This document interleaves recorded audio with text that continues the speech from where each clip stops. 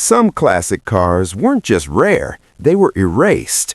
Built in an era with loose rules and wild ideas, these machines crossed dangerous legal and moral lines. Lawsuits followed, governments stepped in, and manufacturers quietly removed them from history. What remains today are rumors, dusty photos, and disbelief. These are 8 super banned classic cars you won't believe ever existed. The Renault Dauphine Gordini, especially in its early export versions sold outside France, is one of the clearest examples of how a car that made perfect sense in its home country could become genuinely dangerous when dropped into a completely different driving environment. In post-war Europe, the Dauphine was designed for narrow roads, low average speeds, modest traffic, and careful driving. It was meant to replace bicycles and scooters, not to mix with fast-moving highway traffic. In that context, it worked well enough. Light, economical, simple to maintain, and cheap to buy, it became a symbol of middle-class mobility in France and several neighboring countries. But once Renault pushed it aggressively into export markets and added the sportier Gordini name to boost its image, all of its hidden weaknesses were exposed brutally. The fundamental problem was the rear-engine, rear-wheel drive layout combined with extremely soft suspension and narrow tires. Like the Volkswagen Beetle, the Dauphine carried most of its weight behind the rear axle. Unlike the Beetle, however, it lacked the same level of development and stability tuning. The rear swing axle suspension caused dramatic camber changes when cornering. As the car leaned, the rear wheels would tuck under, suddenly losing grip. When that happened, the back of the car could snap sideways with almost no warning. At moderate speeds on dry roads, an attentive driver could manage it. At highway speeds, in rain, or during emergency maneuvers, it became terrifying. In France, where typical cruising speeds were low and highways were rare in the 1950s, this behavior was manageable. In the United States, Australia, and Germany, it was a disaster. American freeways encouraged sustained speeds of 65 to 75 miles per hour. German autobahns were even faster. The Dauphine simply was not designed for this environment.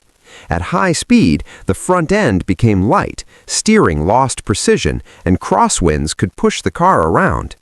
If a driver lifted off the throttle suddenly in a corner, the rear weight transfer would trigger violent oversteer. Many accidents happened exactly this way. A small correction, a panic lift, and the car would spin into oncoming traffic or off the road. The Gordini versions, ironically, made things worse in some respects. Renault promoted them as sportier and more powerful, with tuned engines and improved performance.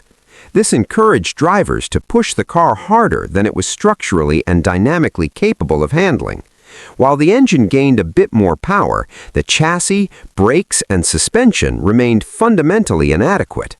Owners suddenly had a slightly faster car with the same unstable behavior and weak safety margins. It was like giving a sharper knife to someone without teaching them how to use it. Braking was another major weakness. Early export Dauphines used small drum brakes that faded quickly under repeated use. On long downhill grades or during high-speed driving, braking effectiveness could drop dramatically. Drivers would press harder and harder on the pedal with less and less response. In emergency situations, this was often fatal. Combined with the unstable rear suspension, braking while cornering could cause instant loss of control. Cooling problems also plagued export models, especially in hot climates like Australia, Southern Europe, and parts of the United States. The rear-mounted engine relied on airflow that was often insufficient at low speeds or in traffic. Overheating led to warped heads, oil breakdown, and sudden power loss. Some owners experienced engine failures on highways, forcing abrupt stops in dangerous locations. In an era before widespread roadside assistance, this added another layer of risk. Rust was the silent killer. Dauphines were built cheaply with minimal corrosion protection. In wet or salty climates, floors, sills, suspension mounts, and structural seams would rot within a few years. Many cars looked fine on the surface, but were dangerously weakened underneath. Suspension mounting points could tear out, steering components could loosen, brake lines could corrode. These failures often happened without warning. In countries like the UK, Germany, and northern US states, rust turned many Dauphines into rolling hazards long before their engines wore out. Insurance companies noticed. By the early 1960s, in several markets, Dauphines had developed a reputation for high accident rates and severe claims. In parts of the US and Australia, insurers quietly raised premiums for Renaults compared to similarly sized Japanese or German cars. Some companies became reluctant to insure young drivers in them at all. While there were rarely official bans, the financial pressure effectively discouraged ownership. In some regions, registration inspections became stricter, and rusted examples failed repeatedly. The car's safety design reflected its era. There were no crumple zones, minimal door reinforcement, weak roof structures, and almost no occupant protection. In crashes, the rear engine could intrude into the cabin, doors would jam, steering columns could spear drivers. Compared to later small cars, or even contemporaries from Volvo or Mercedes, the Dauphine was brutally primitive. When combined with its instability, this made accidents far more dangerous than they already were. Owners' memories are telling. Many people who loved the Dauphine's looks, economy, and charm also admitted they were afraid of it. Period interviews and later recollections often mention white-knuckle highway driving, constant corrections, and a feeling that the car was always on the edge. Some owners described setting personal speed limits far below traffic flow just to feel safe. Others learned elaborate driving techniques, never lifting suddenly, braking only in straight lines, loading the front trunk with heavy objects to improve balance just to make the car tolerable. The front trunk, ironically called the coffin by some enthusiasts, was often packed with cement bags, toolboxes, or spare parts to add weight over the front axle. This helped stabilize the car slightly, but it was a crude workaround for a flawed design. Renault itself eventually acknowledged the problem and introduced suspension revisions, but they were too little, too late for many export markets. By the late 1960s, the Dauphine's reputation was badly damaged. In the US, its image as cute but dangerous contributed to Renault's broader struggle there. Japanese manufacturers like Toyota and Datsun offered small cars that were slower but far more predictable and durable. Buyers moved on, sales collapsed, Renault retreated. Today, collectors often view the Dauphine Gordini with affection. It represents optimism, post-war recovery, and French engineering creativity. At car shows, it looks charming and innocent, but anyone who has driven one seriously, especially at modern traffic speeds, understands the truth. It demands constant attention, careful technique, and a willingness to accept real risk. It is not forgiving. It does not protect you. It does not adapt to mistakes. In that sense, the Dauphine is a perfect symbol of an era when small cars were still experimental, when safety was secondary, and when manufacturers sometimes exported designs far beyond their natural limits. It succeeded spectacularly at first, then failed just as spectacularly once the world around it changed. Cute, historic, important, and genuinely dangerous when driven the way modern roads require. The Ford Pinto is not just remembered as a bad small car or a poorly engineered economy model. It became something far more damaging and permanent, a symbol of corporate indifference to human life. No other mass-produced automobile in history is so closely associated with the idea that a company knowingly accepted the risk of people burning alive in order to save money. That reputation followed the Pinto across borders, across decades, and across generations, turning it into what you accurately called a socially banned car long after it disappeared from showrooms. When Ford began developing the Pinto in the late 1960s, it was reacting to an emergency. Japanese imports like Toyota and Datsun were rapidly gaining market share in the United States. Volkswagen dominated the small car segment. Ford had nothing competitive. Management issued what became known internally as the 2,000 by 2,000 rule. The car had to weigh under 2,000 pounds and cost under $2,000. Engineers were given impossibly tight deadlines. Development time was slashed, prototypes were rushed, testing schedules were compressed, normal redesign cycles were skipped. The Pinto was pushed into production before it was truly finished. This rush created the fatal flaw. The fuel tank was mounted behind the rear axle, extremely close to the rear bumper. Between the tank and the bumper, there was almost no protective structure. The differential housing, bolts, and sharp metal edges sat directly in front of the tank. In a rear-end collision, even at relatively low speeds, the tank could be punctured. The filler neck could rip loose. Gasoline would spill into the trunk and passenger compartment. Sparks from crushed metal or hot exhaust components could ignite it instantly. Engineers knew. Crash tests conducted before production showed fuel leakage and low-speed impacts. Internal reports documented ruptures at speeds as low as 20 to 25 miles per hour. That's 32 to 40 kilometers per hour. Engineers proposed simple fixes: plastic shields, reinforced bumpers, rubber bladders, better tank placement. These solutions would have added only a few dollars per car. In some estimates, less than $11 per vehicle, but management rejected them. The most infamous document was the cost-benefit analysis. Ford calculated how much it would cost to install safety improvements versus how much it expected to pay in lawsuit settlements for burn deaths and injuries. Human lives were literally assigned dollar values.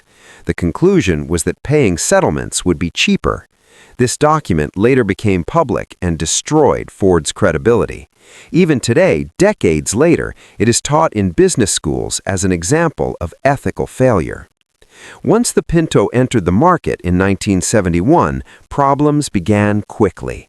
Rear-end crashes led to horrifying fires. Survivors described being trapped by jammed doors while flames spread. Some victims were children. Some burned to death in front of witnesses. Lawsuits multiplied. Journalists began investigating. In 1977, Mother Jones published a famous exposé titled Pinto Madness, bringing the issue into mainstream public consciousness. The scandal exploded globally. While most of the publicity focused on the United States, export markets were watching closely. In Europe, Japan, Australia, and parts of Asia, regulators became wary. Some countries tightened certification requirements. Others quietly discouraged imports. In markets where Pintos were already sold under different names, such as the Ford Cortina-based variants or local adaptations, authorities began scrutinizing rear impact safety more aggressively. Rental car companies reacted even faster. They're extremely sensitive to liability. By the late 1970s, many major rental fleets in the U.S. and abroad quietly removed Pintos from service. Insurance premiums for fleet operators rose sharply. Some companies wrote internal policies banning the model outright. This corporate ban happened long before official recalls were completed. In 1978, under massive pressure, Ford finally issued a recall covering more than 1.5 million Pintos and Mercury Bobcats. Protective shields and reinforcements were installed, but by then the damage was irreversible. Public trust was gone. The recall felt reactive, not responsible. Many saw it as proof that Ford only acted when legally forced. Internationally, the Pinto became toxic. In parts of Europe, it gained a reputation as the exploding Ford.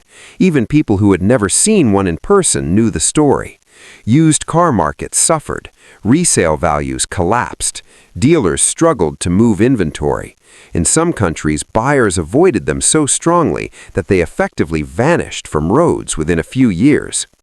In Japan and parts of Southeast Asia, where imported American cars already had an image problem due to size and fuel consumption, the Pinto scandal made things worse. Safety authorities became reluctant to approve similar designs.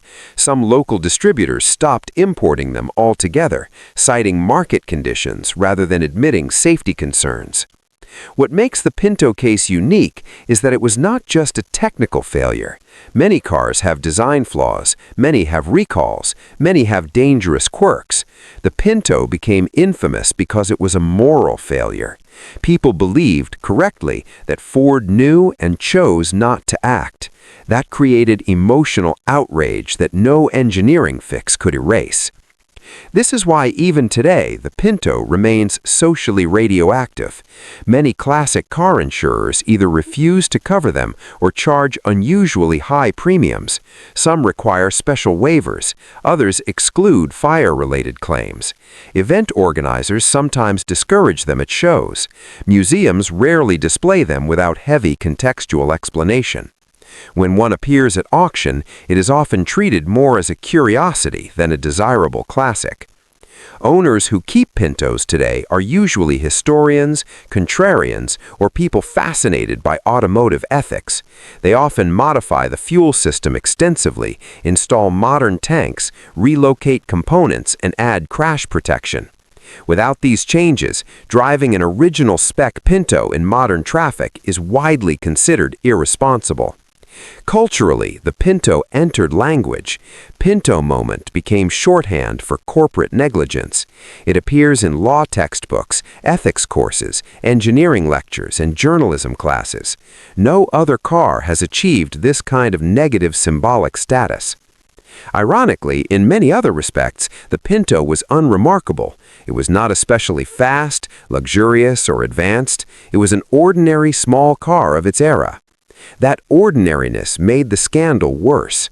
These were not exotic supercars driven recklessly.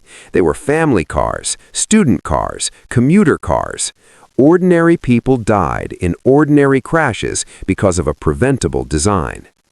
By the early 1980s, Ford quietly phased it out and tried to move on.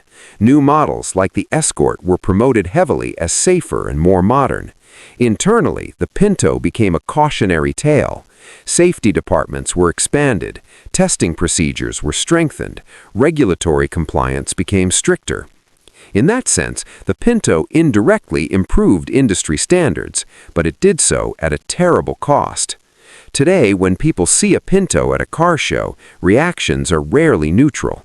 Some feel curiosity, some feel dark humor, some feel discomfort. Very few feel simple admiration. The car carries the weight of its history in a way almost no other vehicle does. It is not banned by law in most places. You can still register one, you can still drive one, but socially, culturally, and psychologically, it remains marked. It is a reminder that engineering shortcuts and corporate cost-cutting can kill, and that reputations, once destroyed at that level, never truly recover. In that sense, the Pinto is not just a failed car. It is a permanent warning, rolling proof that sometimes the greatest damage a vehicle causes is not mechanical, but moral. The Trabant 601 is one of the most tragic and fascinating examples of how a car can go from being a national symbol to becoming a liability almost overnight. For decades in East Germany, it was not just transportation, it was freedom, status, patience, and survival, all wrapped into one tiny plastic-bodied machine. People waited 10, sometimes 15 years to receive one. Families celebrated delivery day like a wedding. A new Trabant meant independence in a closed society.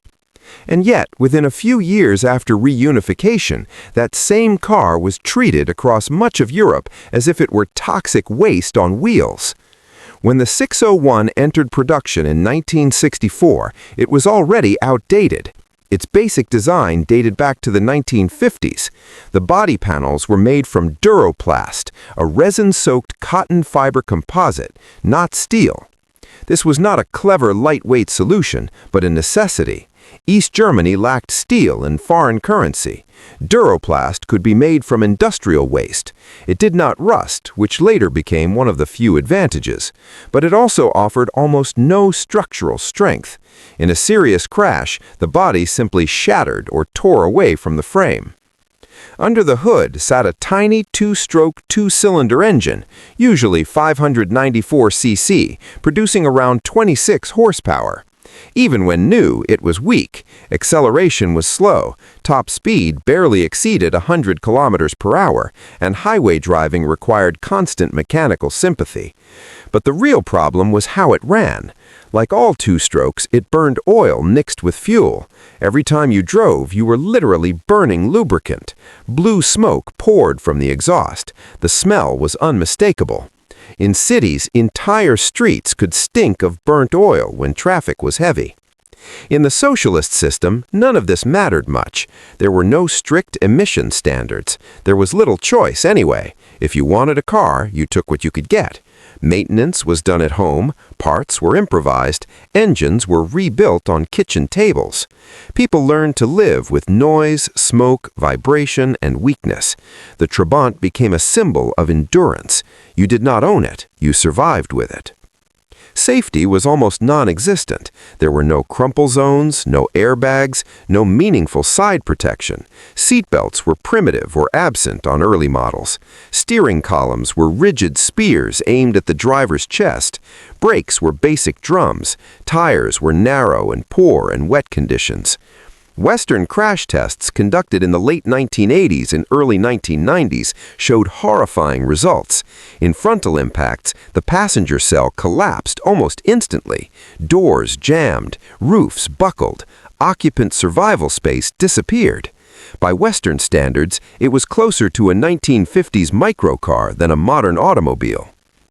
Then came 1989 and 1990. The wall fell. Germany reunified. Suddenly, East German drivers had access to Volkswagens, Opels, Fords, and used imports from all over Europe. Compared to even a 10-year-old Golf, the Trabant felt prehistoric. It was slow, noisy, smelly, unsafe, and embarrassing.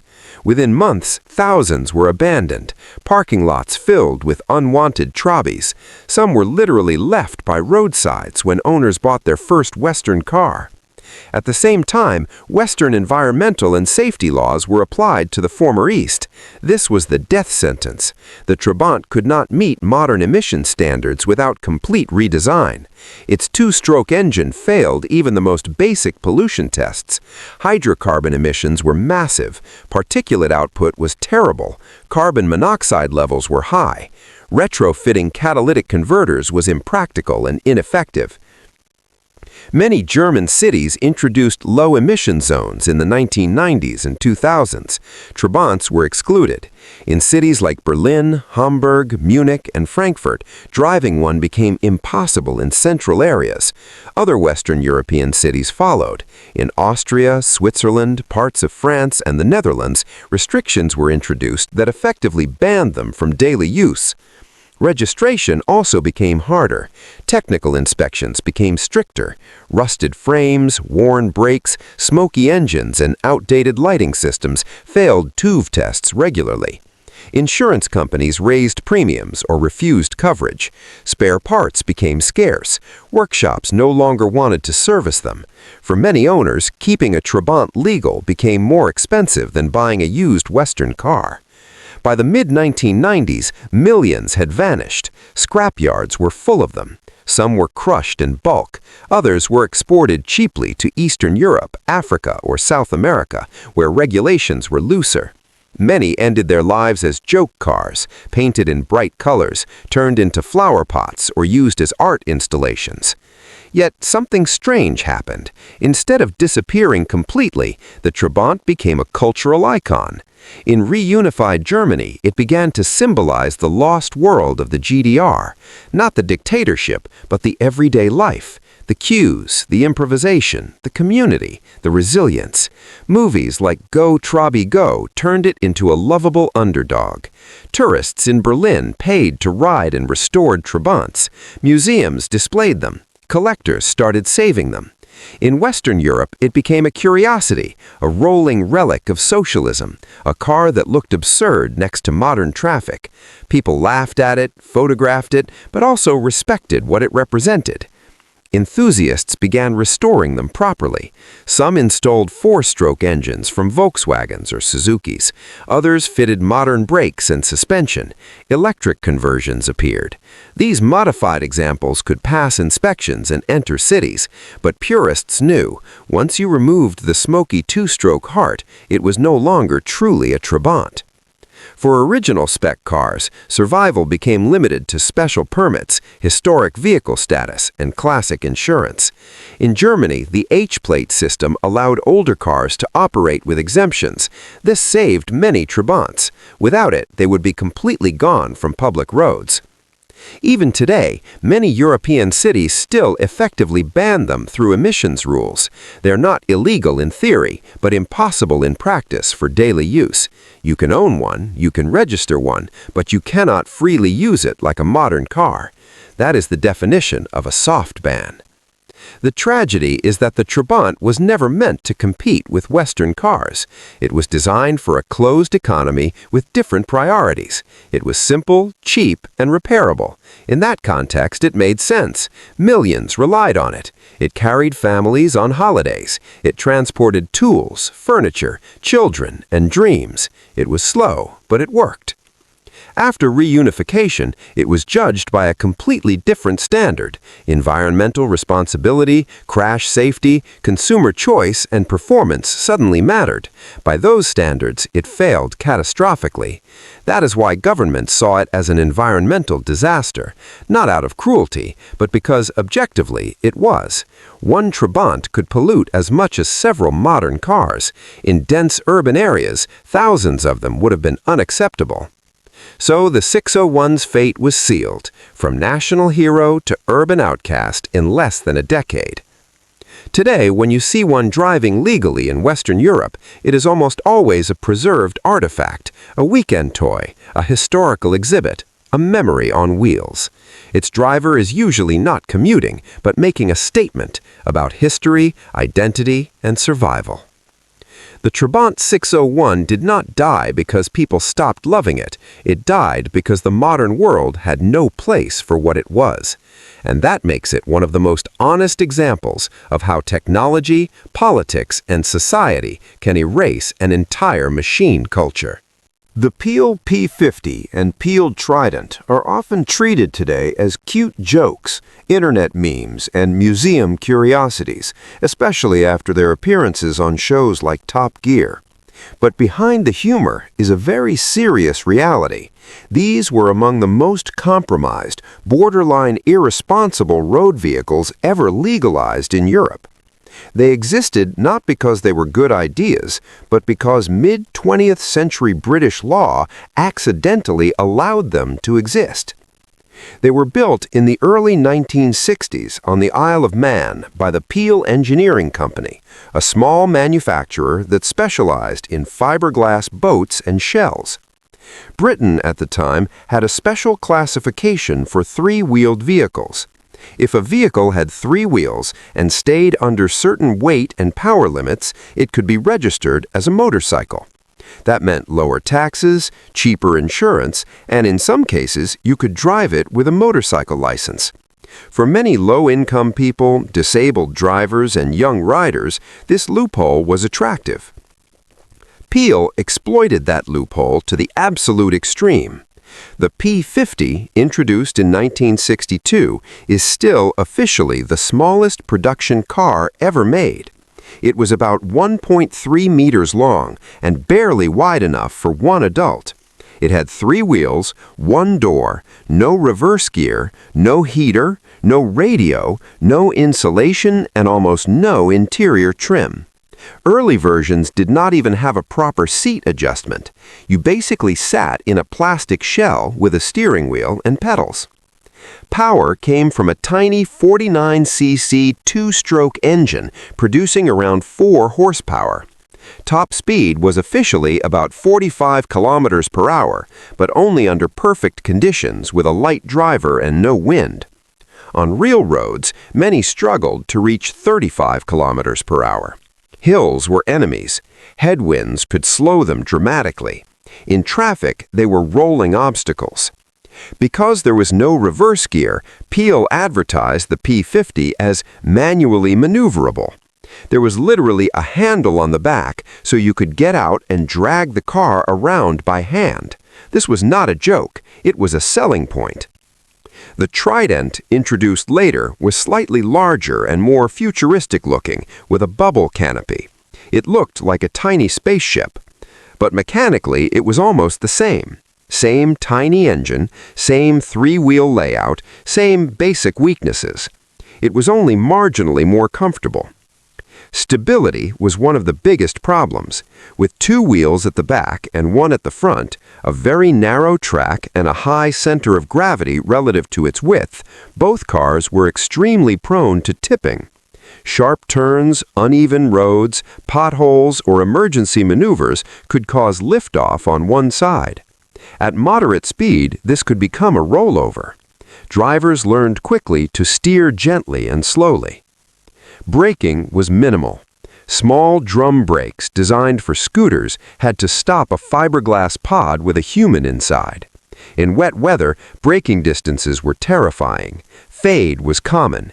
Panic stops were basically impossible. Crash safety was non-existent. No crumple zones, no reinforced structure, no side impact protection, no airbags, no headrests, no meaningful seatbelts in early models. In a collision with almost anything larger than a bicycle, the Peel would lose. Against a normal car, it was suicidal. Against a truck, it was fatal. Visibility was also poor. The driver sat extremely low. In traffic, you were often below the window line of normal cars. Lorry drivers might not see you at all. In the Trident, the bubble canopy could fog up, scratch, or distort vision. Weather protection was primitive. Heating was almost non-existent. In winter, cabins were freezing. In summer, they turned into greenhouses. Ventilation was poor. Rain leaks were common. Yet, in the early 1960s, these cars did sell. Not many, but enough to matter. Around 50 P50s and about 80 Tridents were built. Buyers were usually people who could not afford a real car, people who only had motorcycle licenses, or novelty seekers. At the time, Britain's traffic was slower. Motorways were fewer, cars were smaller, speeds were lower. In that environment, a Peel was barely survivable, still dangerous, but not instantly suicidal. Everything changed in the 1970s and later. Traffic got faster, roads got busier, safety standards became stricter, crash testing became mandatory, lighting, braking, emissions, and structural regulations tightened. The Peel could not meet any modern standard without becoming a completely different vehicle. Many countries outside the UK refused to register them as cars. Some rejected them even as motorcycles. Highway authorities banned them from motorways and expressways. Insurance companies classified them as extreme risk. Premiums skyrocketed or coverage was denied. Even in Britain, where three-wheelers had long traditions, practical use became impossible. Driving one in modern traffic meant being constantly overtaken, bullied, and endangered. A Peel doing 40 kilometers per hour in a 90 kilometer per hour zone is not quirky, it is a hazard. By the 1980s and 1990s, almost all surviving examples were off the road. They went into collections, museums, and garages. Many were scrapped. Others were preserved by enthusiasts who understood that these were artifacts, not transportation. Then came nostalgia and media. Shows like Top Gear turned the P50 into a comedy star. Jeremy Clarkson driving one through office buildings and shopping centers made it famous worldwide. Suddenly, it wasn't a failed microcar, it was a meme, a symbol of absurd British engineering. Values exploded. Today, original P50s and Tridents sell for 6 figures. Replica versions are produced for collectors. Electric conversions exist. but almost nobody seriously uses them as daily vehicles. And for good reason. Trying to commute in a Peel today is basically gambling with your life. You are invisible, you are slow, you are unprotected. One distracted driver in an SUV could end you instantly. No modern safety system can compensate for that. That's why many regions treat them as soft-banned vehicles. You can own them, you can register them under classic rules, you can drive them occasionally, but authorities, insurers, and common sense all discourage real use. The Peel P50 and Trident represent the extreme edge of what happens when laws are exploited without considering real-world safety. They were legal, yes, but barely responsible. They were designed not for traffic, they were designed for loopholes. Today, they survive as rolling museum exhibits, as symbols of an era when ingenuity, desperation, and regulation gaps produced machines that would never, ever be approved now. They are fascinating, they are charming, they are historically important, but they are not cars in any modern sense. They are artifacts from a time when survival on the road depended more on luck than engineering. When Lada sedans like the Riva 1200, 1300, and 1500 first arrived in Western Europe in the 1970s and early 1980s, they seemed almost miraculous to certain buyers. Here was a brand new car that cost dramatically less than a Volkswagen Golf, Ford Escort, or Opel Kadett. It was simple, rear-wheel drive, easy to repair, and advertised as built for harsh conditions. For students, pensioners, rural drivers, and anyone who needed cheap transportation above all else, Lada looked like a gift. But almost from the beginning, these cars were already obsolete.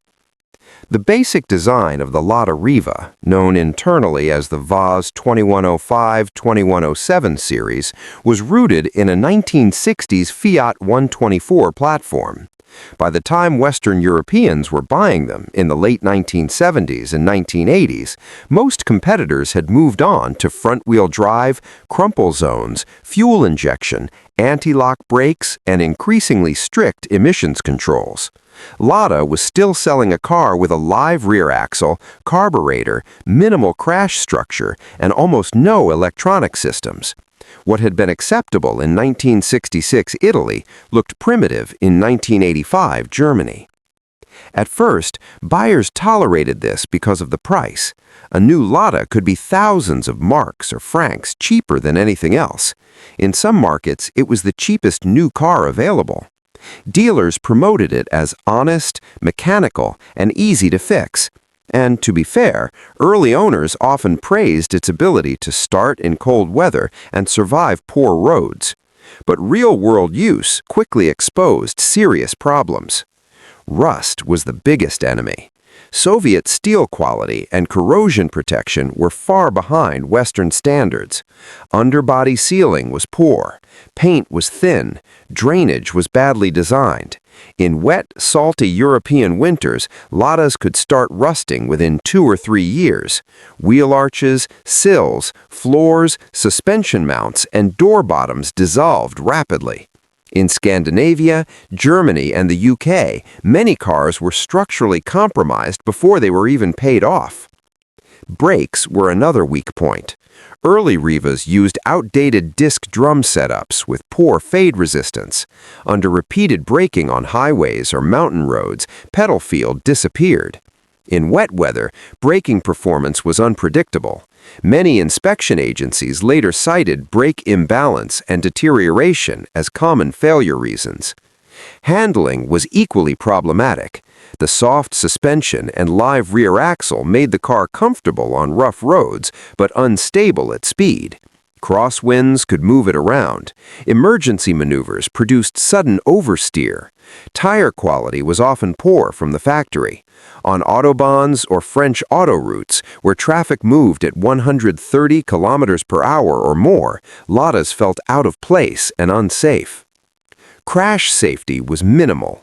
There were no engineered crumple zones in the modern sense. Door beams were weak or absent. Steering columns were rigid. Airbags did not exist.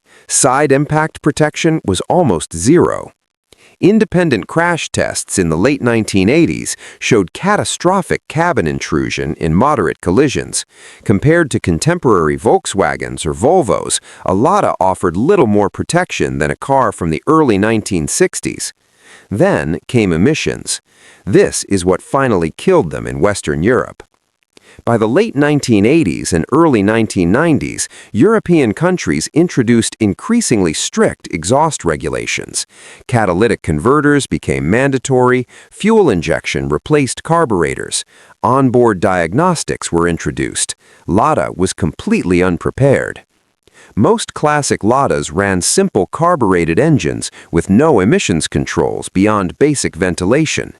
Retrofitting catalysts and electronic injection was technically possible, but expensive and unreliable. Some late models received crude upgrades, but they rarely met standards comfortably. As Euro 1, Euro 2, and later Euro 3 regulations arrived, Ladas failed in huge numbers. In Germany, TÜV inspections began rejecting them in large percentages for emissions, rust, and brake problems. In France, control technique failure rates were high. In the UK, MOT tests increasingly eliminated them. In Scandinavia, environmental rules and corrosion concerns made them almost unsellable. Cities added another layer of pressure. Low-emission zones appeared in places like Berlin, London, Paris, Milan, and Amsterdam. Older Ladas could not qualify for any sticker or permit. They were banned from city centers. Owners suddenly found they could not legally drive to work. Insurance companies followed. Accident statistics and poor safety ratings made premiums rise. Some insurers simply refused coverage for daily use, offering only classic car policies with mileage limits. Dealers disappeared. Parts supply collapsed. Western distributors went bankrupt or withdrew. Without proper support, owners were left with aging cars and no infrastructure. By the late 1990s, the Riva and its relatives became pariahs. You could still buy one cheaply, sometimes absurdly cheaply. In Germany or Belgium, running examples sold for the price of a bicycle. But passing inspection became harder every year. Rust repair cost more than the car. Upgrading emissions was pointless. Resale value was zero. Many were scrapped, not because engines failed, but because laws made them useless. In some countries, authorities did not issue formal bans, but the effect was the same. Registration became impossible, inspections were failed, urban access was denied, insurance was restricted, owners were pushed off the road quietly.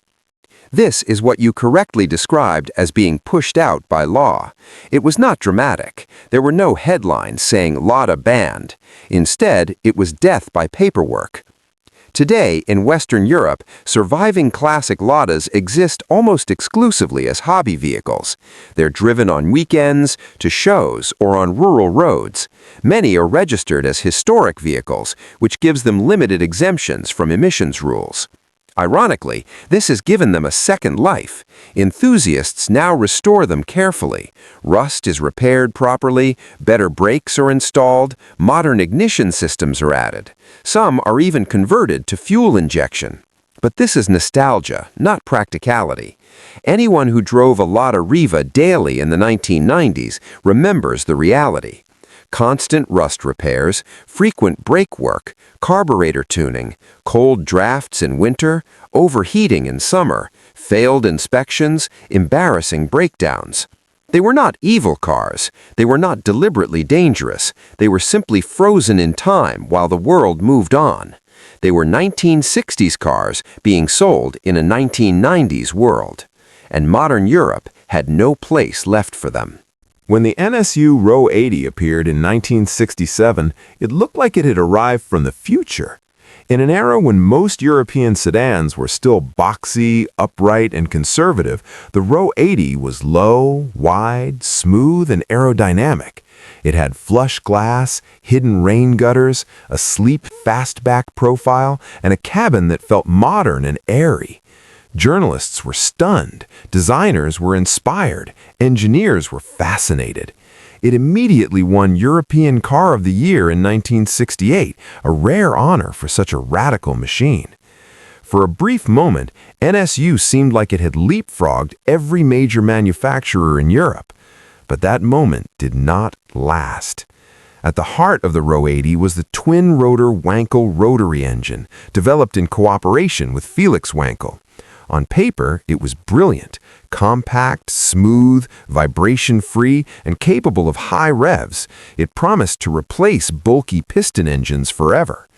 The Ro 80's 995cc twin-rotor unit produced around 115 horsepower, which was impressive for its size.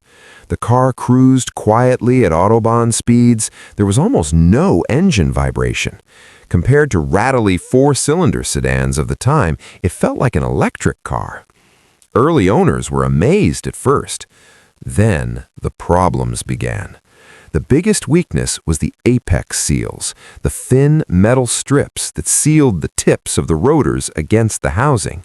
In theory, they maintained compression and prevented leakage. In practice, early materials and manufacturing tolerances were completely inadequate for real-world use. The seals wore rapidly, chipped, overheated, and lost tension. Once that happened, compression dropped suddenly. A healthy Ro 80 felt strong and smooth. A worn one felt dead. Cold starts became difficult, power disappeared, fuel consumption skyrocketed, oil consumption increased, misfires appeared. Eventually, the engine would barely run. And unlike piston engines, you could not simply replace rings cheaply. The entire unit often needed rebuilding or replacement. In many early cars, this happened shockingly fast. Some engines failed before 20,000 kilometers. Others lasted 30,000 or 40,000 if driven gently. Very few early units reached 60,000 kilometers without major work. For a premium executive sedan, this was unacceptable. Worse, many owners didn't even realize what was happening. Rotary wear was silent and gradual. There were no warning noises. 1 week, the car felt fine. A month later, it struggled to climb hills. NSU tried desperately to fix the problem.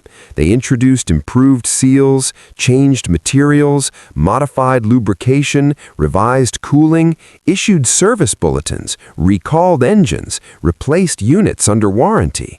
In Germany, NSU became famous for engine exchange programs. Some owners received 2 or 3 engines in the first few years. This generosity nearly bankrupted the company. Warranty costs exploded, profit disappeared, reputation collapsed, and the engine was only part of the story. Fuel consumption was terrible. In real driving, the Ro 80 often used as much fuel as a large 6-cylinder Mercedes.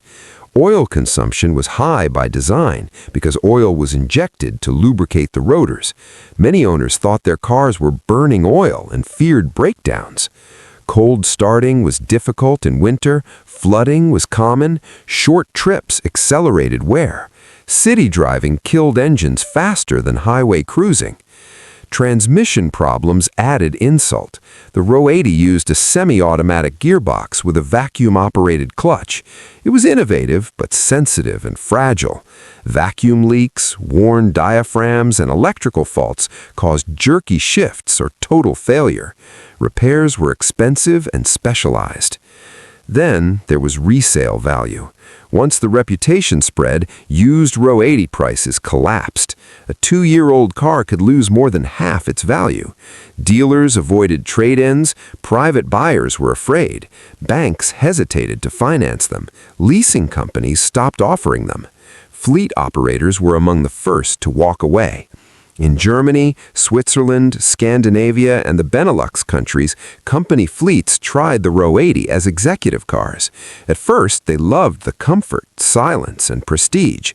Then, engines started failing. Cars sat in workshops. Replacement costs soared. Downtime increased. Many fleets quietly banned Ro 80s from future orders.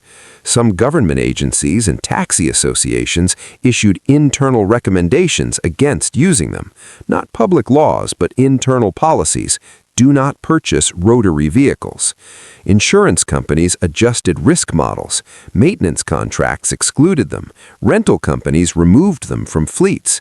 So, as you correctly said, it became a banned idea, not a banned car. No ministry ever declared NSU Ro 80 illegal. Instead, the market killed it. By the early 1970s, in many countries, you simply could not use one commercially. No fleet would accept it, no leasing firm wanted it, no long-distance taxi operator trusted it. It was seen as unreliable by default. Private owners suffered. Many loved their cars. The ride was excellent, the steering was precise, the suspension was advanced. At high speed, the Ro 80 was one of the best cruisers in Europe. On the Autobahn, it felt planted and calm at 160 kilometers, when most cars felt nervous. Owners often said, "When it works, it is the best car I have ever driven," and "When it breaks, it ruins your life." Workshops capable of rebuilding rotary engines were rare. Mechanics were unfamiliar. Parts were expensive. Diagnostics were difficult. A simple loss of compression could mean thousands of marks and repairs. Some owners went through multiple engines and still kept the car, emotionally attached to it. Others gave up in frustration and scrapped perfectly good bodies because the powertrain was finished. By 1969, NSU was in deep trouble. Volkswagen stepped in and merged NSU with Audi Union to form Audi NSU, later simply Audi. The Ro 80 continued in production, but with constant revisions. Later engines were much more durable. Some post-1974 cars could reach 100,000 kilometers or more. The Reliant Robin and its close relative, the Reliant Regal, were never created to be good cars in the normal sense. They were created to exploit a legal loophole. In post-war Britain, three-wheeled vehicles were classified as motorcycles for tax and licensing purposes.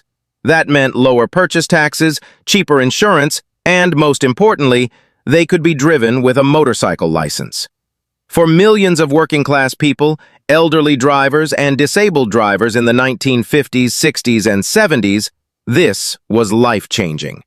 Suddenly, you could have something with a roof, doors, and heating without paying full car costs.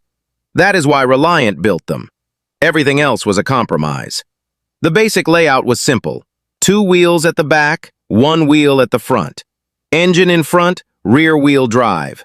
Lightweight fiberglass body on a steel frame. Tiny engine, minimal equipment. The goal was always the same: stay under the legal weight limit and stay in the 3-wheel category. In theory, this made sense. In practice, it created one of the most unstable road vehicles ever sold in large numbers. The biggest problem was geometry. With only 1 wheel at the front, steering and cornering forces were concentrated on a single narrow contact patch. The front track width was tiny. The rear track was wider but still narrow compared to normal cars. The center of gravity was relatively high because of the upright body, passengers, and roof. The suspension was basic and softly sprung. This meant that in corners, the car leaned heavily. When it leaned, the center of gravity moved outside the triangle formed by the 3 wheels. When that happened, physics took over. The car tipped. Early Regals and Robins were especially bad. If you entered a roundabout too fast, turned sharply at speed, or swerved suddenly, the inside rear wheel would lift. Then the whole car would roll onto its side. Sometimes it flipped completely. This was not rare. It happened constantly. British newspapers, insurance companies, and police forces recorded thousands of rollovers over the decades. Emergency services were used to seeing Reliants lying on their sides in ditches, on roundabouts, and in parking lots. Drivers learned to adapt. Experienced owners drove slowly, avoided sudden steering inputs, and treated corners with extreme caution. Many joked that you had to drive it like a boat. Smooth, gentle, no surprises. New drivers often learned the hard way. Another issue was suspension quality. The leaf springs and dampers were cheap and lightly built. Over time, they sagged and wore out. This made stability even worse. A worn Robin was far more dangerous than a new one. Many rollovers happened simply because suspension components were tired. Brakes were weak. drums on all wheels in many models. Fade was common. Panic braking combined with steering often led to loss of control. Crash protection was almost non-existent. The fiberglass body shattered easily. There were no real crumple zones, no side impact beams, no airbags. Seatbelts were basic. In a rollover, occupants were often thrown around violently. Roof strength was poor. Door frames bent. Windscreens popped out. In Britain, this was tolerated because of history and law. The government kept the three-wheeler category alive for decades. It was seen as social transport, not performance transport. As long as it met basic construction rules, it was allowed. The state accepted that these vehicles were compromised in exchange for affordability. But outside the UK, things were very different. Most countries did not have this loophole. In Europe, three-wheelers were often classified either as motorcycles or as cars. If classified as cars, Reliance failed crash and safety regulations. If classified as motorcycles, they failed stability and lighting rules. Either way, they struggled. In Germany, they were effectively rejected. TÜV inspections were extremely strict. Stability, braking, and structural strength requirements eliminated most of them. In France and the Benelux countries, registration was difficult and sometimes impossible. Insurance companies were reluctant. In Scandinavia, winter conditions made them terrifying. Ice and snow turned them into uncontrollable sleds. Many countries discouraged or banned them for safety reasons. In Australia and New Zealand, authorities considered them unstable and unsuitable for highway use. Some states restricted them from major roads. Import numbers were tiny. In North America, they were basically dead on arrival. U.S. safety standards in the 1970s required crash testing, bumper strength, lighting standards, and stability criteria that Reliant could not meet. A few were imported as curiosities, but most states refused full registration. Canada was similar. The Yugo, particularly the GV and 45 models exported from Yugoslavia to the United States and parts of Europe in the 1980s, is a textbook case of how a car can become both culturally infamous and practically outlawed without ever being formally banned in most places. On paper, it was a tiny, affordable economy car, cheap enough to entice first-time buyers, budget-conscious families, and fleet operators looking for inexpensive urban transport. But the reality of daily life with a Yugo was dramatically different, and for anyone trying to use one beyond a short city commute, the experience was exhausting, frustrating, and occasionally dangerous. From the moment you drove one, the compromises were obvious. The GV and 45 used old Fiat-derived mechanicals, small carbureted engines, and extremely lightweight steel bodies. Rust was virtually guaranteed within a few years, even in temperate climates, and electrical gremlins were constant. Headlights dimmed unpredictably, dashboard instruments failed, and ignition systems were unreliable. Suspension components were undersized for the tiny chassis, so potholes, speed bumps, and even mild road imperfections were transmitted violently into the cabin. Steering was vague and lacked feedback, brakes faded rapidly under repeated use, and the ride felt perpetually on the edge of instability. On highways, the Yugo struggled to maintain 55 to 60 miles per hour, engines screaming and vibrations resonating through the pedals and steering wheel. Safety was another catastrophe. Crash protection was minimal, no crumple zones worth the name, thin steel panels, and weak bumpers. In any moderate collision, occupants were highly vulnerable. Insurance companies quickly noticed, with premiums for Yugos skyrocketing in the US, the UK, and parts of Western Europe. Fleet buyers, including rental agencies, abandoned them after repeated failures, fearing liability. Regulatory bodies in certain regions went further. They restricted registration of later imports, banned them from highways, or refused certification altogether due to failing crash and emissions tests. In many European countries, environmental restrictions and safety standards forced older models off the road entirely, while in the US, state-level inspection and insurance hurdles made them effectively impractical for most drivers. Owners who bought Yugos often described them as new cars that felt used within weeks of purchase. Even routine maintenance was a nightmare. Carburetors required constant tweaking, wiring harnesses corroded, and rust ate suspension mounts and body panels relentlessly. Tires wore unevenly due to poor alignment, and transmissions could fail suddenly under normal driving stress. The Yugo's reputation for being unreliable and fragile wasn't an exaggeration. It was a daily reality for anyone who tried to treat it like a normal car. Despite the humor and nostalgia surrounding Yugos today, the combination of mechanical inadequacy, safety failings, and regulatory pressure meant they were essentially banned in practice in many markets long before they disappeared from the roads. They were legal to sell in most places initially, but very few survived registration, insurance approval, or highway use. By the late 1980s and early 1990s, their image as a cheap, disposable, and often dangerous vehicle was cemented, turning them into one of the clearest examples of a car being socially, practically, and functionally banned by reputation and regulation rather than by law alone. In the end, the Yugo's story is less about a failed product and more about the collision of low-cost ambition with modern automotive expectations. It was a car that could exist on paper, but could rarely exist safely on real roads, and its demise was as much inevitable as it was spectacularly deserved.